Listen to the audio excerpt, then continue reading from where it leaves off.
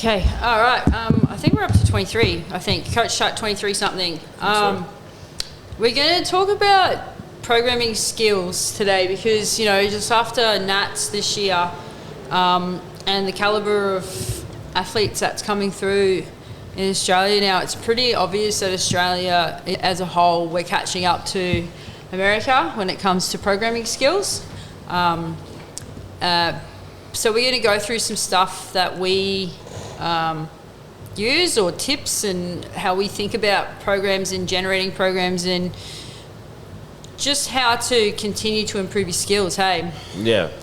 So I think the biggest thing that I learned with programming is to get better at it, you need to practice. Yeah, you need practice, you need people. Yeah. You need different types of people. Time with people. Yep. People that, if they got to be willing to stick around for a bit to go Yep. through, the trials on everything yeah. to figure out what works and what doesn't work. Yep. And you need to be, as a coach, paying attention Yep. as well. And just Definitely. being able to troubleshoot issues when they arise and being able to pick things up relatively fast. Yeah, for sure. I think one of the biggest things for me in the last year has been how much practice I've been putting to it. Yeah. In terms of trying new things and understanding what works and what doesn't work for that lifter, and just going to nationals now, having a couple of three of them who've been under me for 4 and 5 years. It was really cool how much predictability all three of those guys had from from practice. Yeah. What are some things that you use in terms of guides when you're from your years of practicing? What have you used as a guide to continue practicing? So just in general, if we're talking how I start off with someone or how I get to know someone. How you get to know someone. It comes down a lot to the athlete as well. Yeah. And communication, which we go over a lot. Yep. So the more that the athlete communicates with you and talks to you, the easier it is, right? Definitely. And then for me, I literally just leave notes in my phone as I'm going throughout the week, and I just refer back to that when I'm doing someone's program on the weekend. Yeah, so if someone's to you on a Tuesday, this feels heavy, you put it in your program or you put it in your notes and you're like, okay, Tuesday's heavy. Yeah. And then looking at why Tuesday's heavy. Yeah, or if I'm busy, I ask them to put it in their notes so I can remember that too. Yeah, definitely. Because, I have an ability when I open someone's program, I just see them. Yep. And I can acknowledge that. Yeah, definitely. I think that's been one of the biggest things for me as well, to when you're programming, you're thinking about them. Yeah. Not thinking about copy and paste kind of thing. You're thinking about what they're doing at that time and how you can, And things that you've spoken about throughout the week and stuff like that. So that's why it's easy to leave notes now, because especially being as busy as I guess we are, can't keep in our head everyone's minor conversations that we have. And right? don't expect that we will. Nah, so... the more that someone leaves in that sheet, the easier it becomes. Yeah. And, the more that I do that as well, the easier it becomes. Yeah, and I guess that comes back to too, it's the coach and the athlete, it is a partnership. So if your athlete isn't leaving anything in the program for notes-wise, they, in my opinion, don't really have the right to say, why am I not getting stronger? Yeah, that also, and what was I going to say? It's if you sometimes I'll say something this is where you're at. Well, this will be mid conversation, mid session someone's having, and we'll be talking, and I'll be like, okay, well next week we might try this or we'll do this. Yep.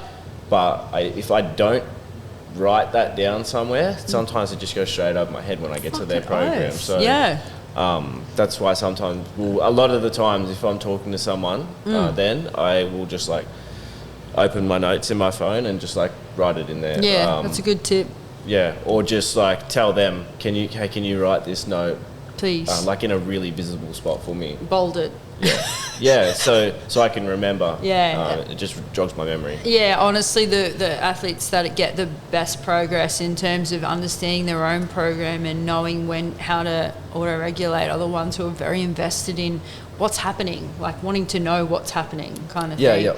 And not in a bad way. Sometimes, I used to think back years ago, if someone was asking me a question, am I doing something wrong? Like, do you not buy into my process? But a lot of the times, if they're asking me questions, they just want to learn.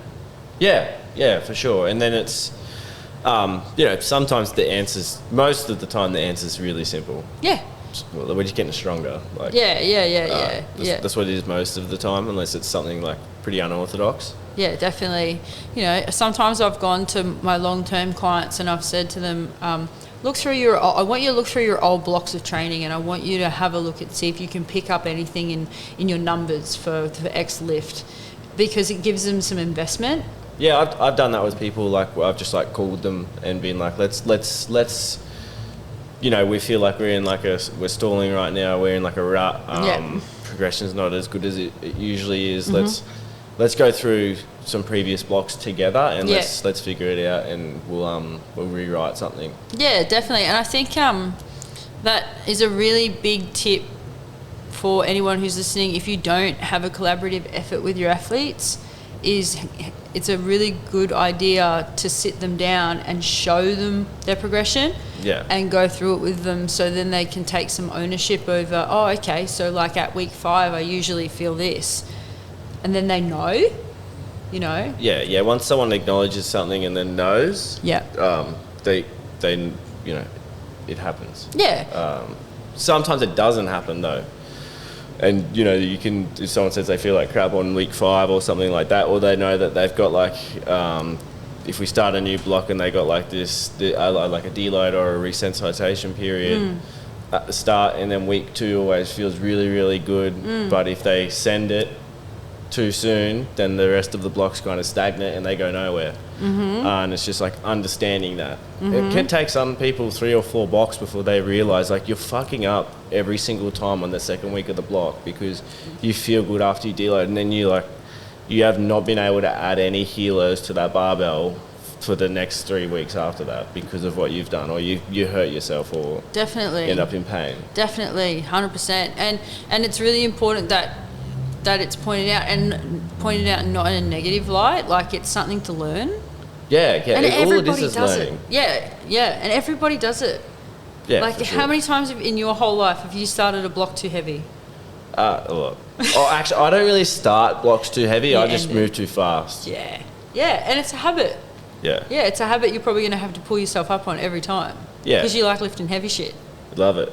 Yeah, so like, it's normal, and having those conversations with athletes is going to happen over and over and over again. It doesn't mean that they're doing a shit job or you're doing a shit job. Nah, not at all. They're just being athletes. Yeah. Like, it's the ones who are really able to, with your programming, say to you, hey, prescribe this day because I know that I'm going to overshoot it, or prescribe this because I know I need it. Yeah. That's the good ones. Can you prescribe this, or can you prescribe that? But then I find like sometimes, I prescribe something for them, and then on the other day they just fucking send it anyway, and it's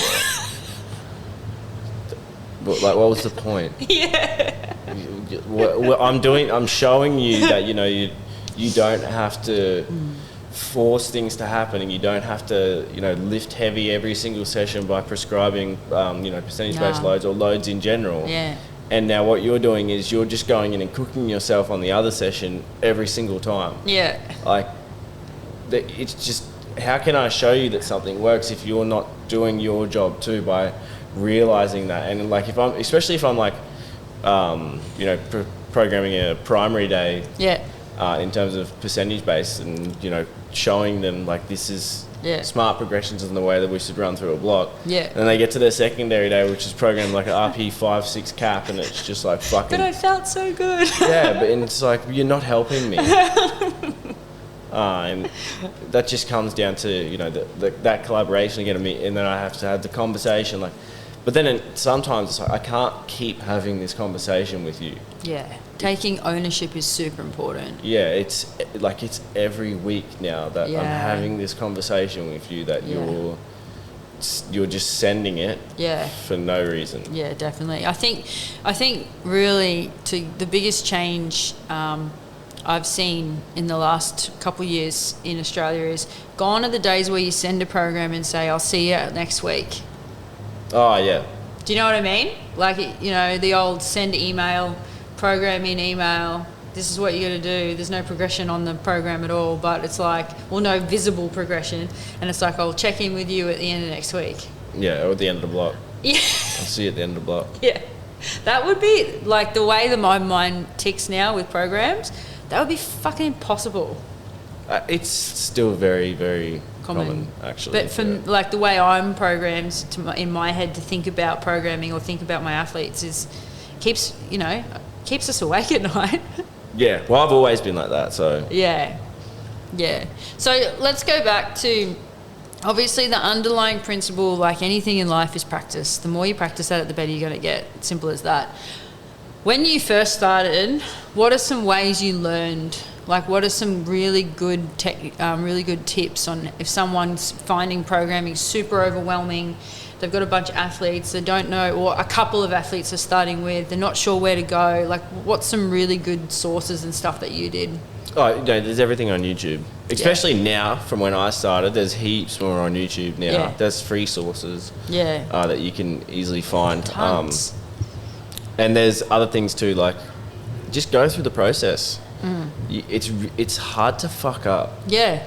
And if you do, you learn from it every single time. Exactly. I think I was saying earlier, like I used to follow like lifters, like high level lifters who were coached by certain coaches to understand how the coaches were programming. Like I'd follow multiple lifters or hashtags, right? Yeah. I used to follow hashtags. I remember I followed the Team Joey Flex hashtag when Joey was bringing all the world champions. Yeah. I just followed that hashtag, and I seen what everyone was doing from their intermediate to the advanced. Like everyone that was coached under there, because everyone would use that hashtag. Yeah. Then that hashtag would show up on my feed, and I would see exactly what they were doing, and I would just learn the programming side from that. Because that client's a 74, that person's a 74. Yeah, but just in general. Yeah. Understanding what he was doing or what anyone was doing, because if you see multiple athletes doing it, then It must be something right. Yeah, and I can that's the way that my brain ticks, that I can just like see that, bank it, and then see another person do it, and then just like keep rolling on with that. Yeah, definitely. I think there's that, and then as you said before, following the process. Yeah. Process of, okay, got a new person, got a new program, or gonna start a new block. What are the fundamental things that I need to remember when I start a new block? Yeah, you know what I mean? sure. Or start a new program, which is, okay, how big are they? What are their leverages like? How many days a week can they train? What do they think works? What do they think doesn't work? What has worked for them in the past? Yeah. Anything else? Externals, yeah, and don't be afraid to try something. fuck oath. Always, like. Yeah. And as long as you're communicating with someone and the athlete's communicating back, then you'll be able to pick up on things that aren't going well really fast. Who's your athlete that you tried things on that worked and didn't work, and you were like, you're just going to be my guinea pig? Fuck, I don't know. You don't have one athlete? Everyone. You don't have one athlete that started with you way back in the day, and you were like, was it yourself? Probably myself. Yeah. Yeah, I did a lot myself. Even when I had a coach for a while, I was doing it myself. Yeah. So you're like, I'm just going to see if this works. Yeah, I'm going to see if this works. And I added 50 kilos to my total, so I'm like, all right, I'm going to program my athletes the way that I just. What worked? Was it it was DUP or something, wasn't it? To an extent, and submax, and just essentially what everyone's doing now, I was doing 4 or 5 years ago. Yeah. Myself. Yeah. Once you have that big realization with the programming of more is not better. Yeah. Manage fatigue and you're sweet. Yeah. Once you have that realization with programming, it's like, Yeah, pulling. It's good that I get it. Like sometimes I've ran a peaking block with someone, or just a block with someone. A block before a peaking block, and then we run into a peaking block, and then after that competition, I pull them back. I've reduced frequency. I reduce overall stimulus, overall sets, and then things just start flying. You're like, okay, this new established baseline is huge, but I was only doing this to, wash out some accumulated fatigue and let them recover. But now, I was having this chat with someone last night, and now I've realised that this person actually just needs a lot less than what I was prescribing. Sam was a big one for me, like that back in the day, because he's been 5 years now, and 5 years ago I was not in the headspace I am now with programs and stuff. He has gone through everything, and the amount of what he doesn't need is insane. Oh yeah. Like even now with bench, I've taken some stuff away, and we see how much I can make him show up with how little.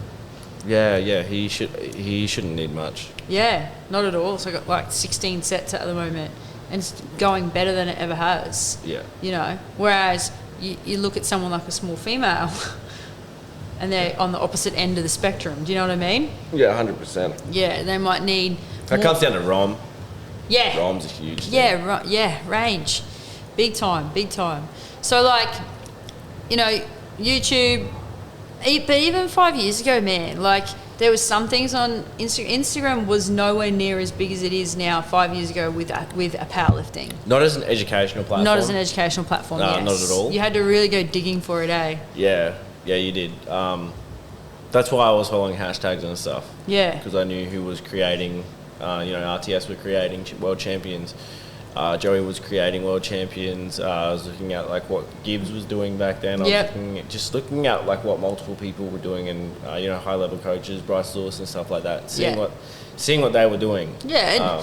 And then just building my own kind of, I guess, style around what I was seeing. Yeah. But even 5 years ago, like with programming and coaching in Australia, it was a lot different. You had a few athletes who were coaches, but now it's becoming, it's a career. Yeah. Do you know what I'm saying? Like it's an actual career to be a powerlifting coach now in Australia, where it wasn't 5 years ago. So there wasn't really that, oh shit, I can make an actual living out of this. It was more like I'm going to train and run 20 sessions a week kind of thing. Do you know what I mean? Yeah, well, that was the same in America. Yeah. Back in the day, yeah. Like now, people they've realised, that we can this is a full-time job. Yeah. We can create a living out of this, and I still believe that we get paid poorly for the amount of work that we do. Yeah. Like I literally work 12 to 14 hours a day. Yeah. Easily. Yeah. And then I sleep. Yep. That's my whole day. I train in the middle, but I work while I'm training. Yeah, so I guess that's a big thing too, like to understand that if you want to get good at programming or you want to get good at being able to create athletes, it takes fucking time. Yeah, and if you want to earn good money, you got to work a lot. So that's you can't really stop. That's kind of like for me, you and I have talked about it a bit. I spent the first 3-4 years on the business. Yeah. Getting people through the door. There's only so much you can do as a business owner. You know what I mean? And now, like for me, I finally got this chance in the last year to actually sit back and go, all right, I want to make some people really damn strong, like really strong. And it's a good mindset shift for me. So like if you're owning a business, I think for me, for a tip would be work within your means. Like, if you've got your athletes and you want to make them strong, just understand that you're going to need to work on the business at the same time. Yeah, 100%.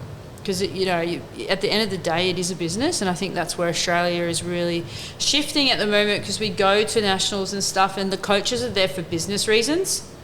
Yeah. You know what I'm saying? We're all in this headspace together. That the sport is something that is making us money. It can make us more money, but we've got to work together as a collaborative effort to keep pushing the sport together, so we do make money out of it. Yeah, 100%. Yeah, 100%. But yeah, anywho, so like listening to coaches, so Flex, RTS. Yeah, back then. Then there was a big period where Lane and that were coming through, when Lane was nearly world champion. Yeah, I remember that. But they were killing himself. He was fucking injured all the time. Yeah, they Ryan Doris, stuff like that. They were lifting heavy. Yeah, they were working with Ben Escrow and that, and even Jason Tremblay. Yeah. Who they run TSG now, and they were literally like killing themselves through DUP. So it was just like what they were doing through their programming was getting them fucking strong. But what they were doing was just far too much. That was percentage-based DUP through the whole thing, but starting at too high of a percent. Yeah. Rather than like RPE sub-maximal stuff. And there was no like real, I guess, difference between primary and secondary days and stuff like that. It was just like all 3 days or 2 days go up together the whole time. You can't get away with that as a large male. You can't get away with that as anyone, to be honest. That's why they were all falling apart. Yeah. And it's, I feel like Joey just refined that. Yep. And turned it into his style. Yep. And then and grabbed, I think I said it before, he grabbed RPE from where he grabbed RPE, and then he molded it all together, and that was kind of what we have today. Yep. And that's where things kind of started, I suppose. Yeah. So if you want to get better at your programming principles and learning, and is just to follow coaches who are getting results. Yeah. Coaches are getting results and getting people strong for a reason. Yeah. And now it's like we've evolved. We all kind of know how to program in a way, I suppose. It's second nature for myself. I know it's probably not everywhere, but it is for myself. But now it's like people are we're getting more advanced with it now as well. The real unorthodox is starting to start. Yeah.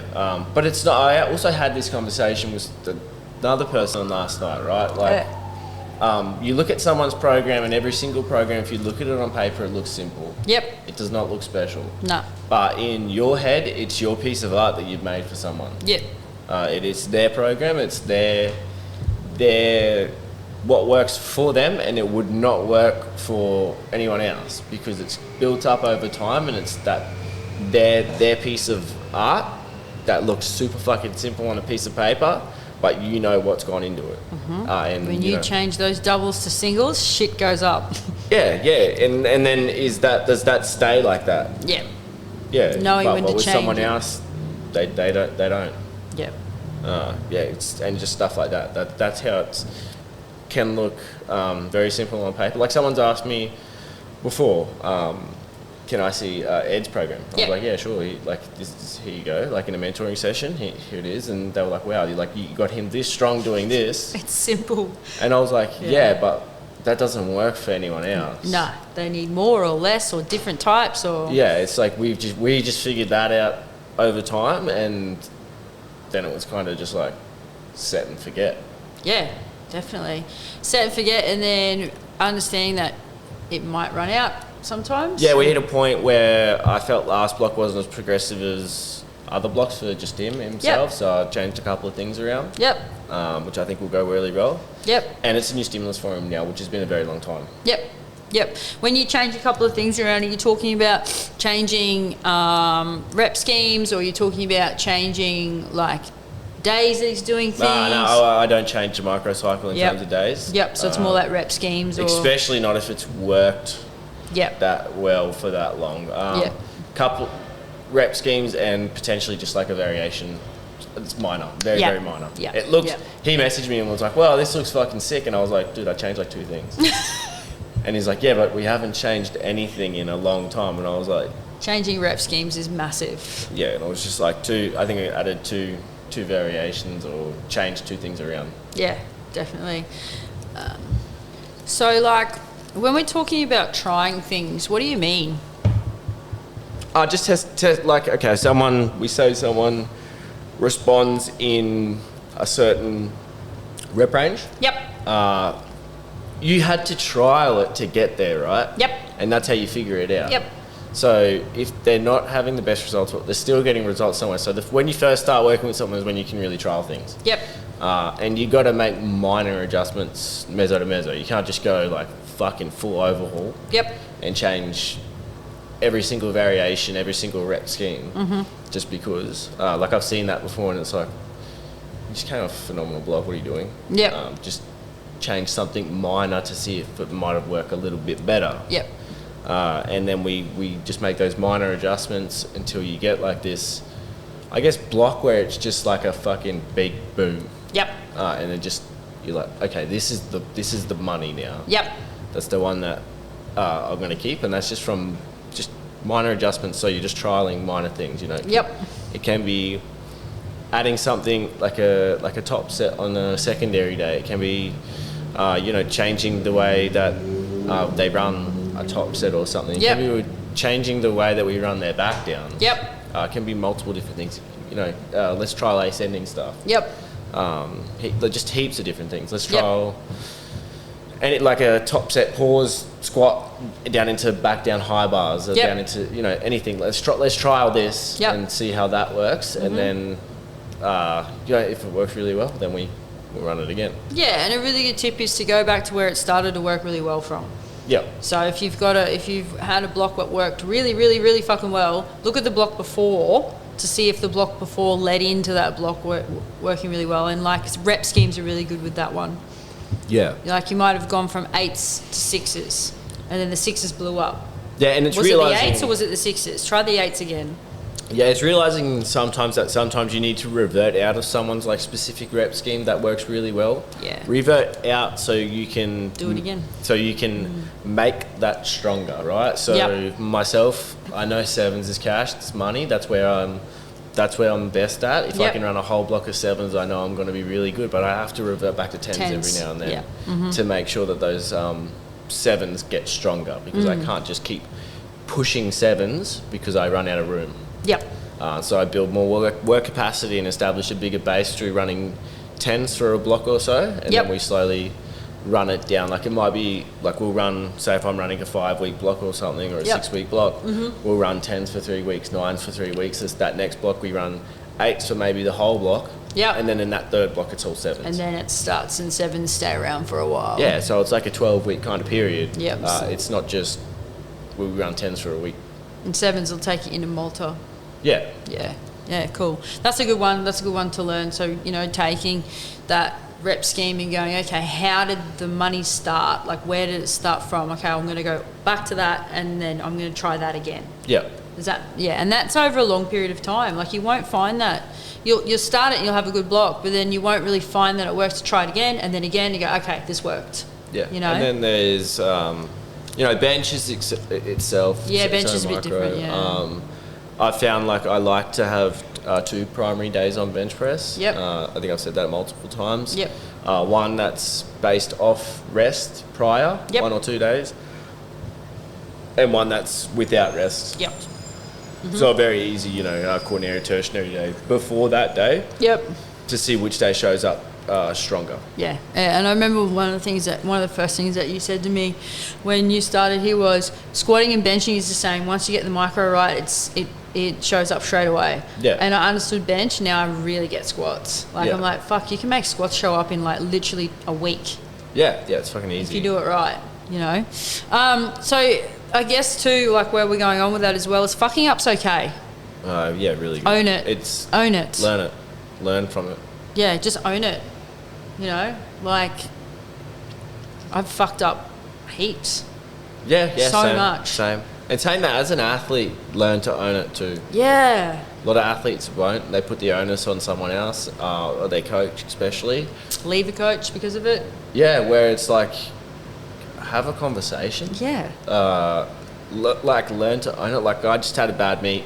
I owned the whole thing. I apologized. Like I was like, man, fuck, I fucked up. Yeah. My performance was not who I am. My prep was not ideal as well. Nah. But it looked great on Instagram. You had no choice. I had no choice. But I owned that whole thing. Yep. And it's okay, like just because you own that you're a human. Yeah. Like coaches are humans. I would be more worried if I was an athlete if my coach wasn't trying new things. Yeah. Or wasn't talking to me about changing or improving things, than I would be that if my coach was someone who gave me a program and said, don't worry, it'll get better all of the time. Yeah. I would be more worried. Like for me, I get concerned if I've got if I'm working with someone and they're not giving me input. Yeah.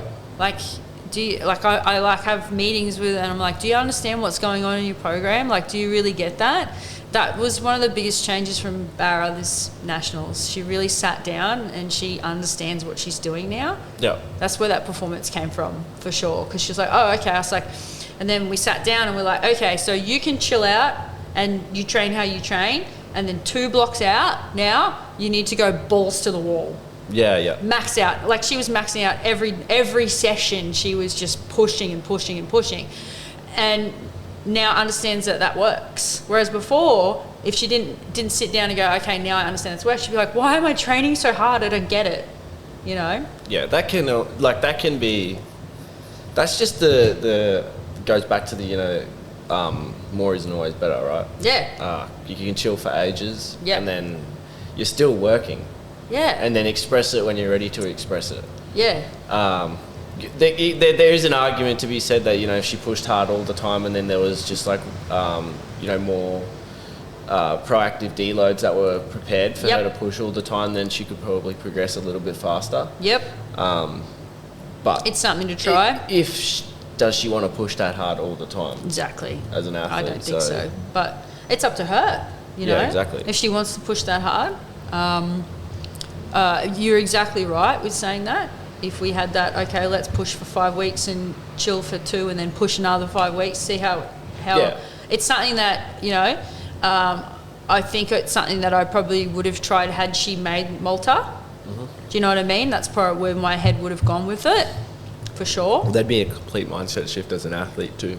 Yeah. Then if definitely. You were on the world's team. Definitely. But that's just knowing individualization. Yeah. You know, there's a few other athletes at the moment where I'm like, pull back, you know, have a chill block and just get some work done, and then we'll start pushing it again soon. Yeah, for sure. You know, it's just knowing where it's at. Okay, yeah, so I guess mistakes happen. We're going to make them. Just own it. If you're an athlete, own it. If you're a coach, talk about owning it.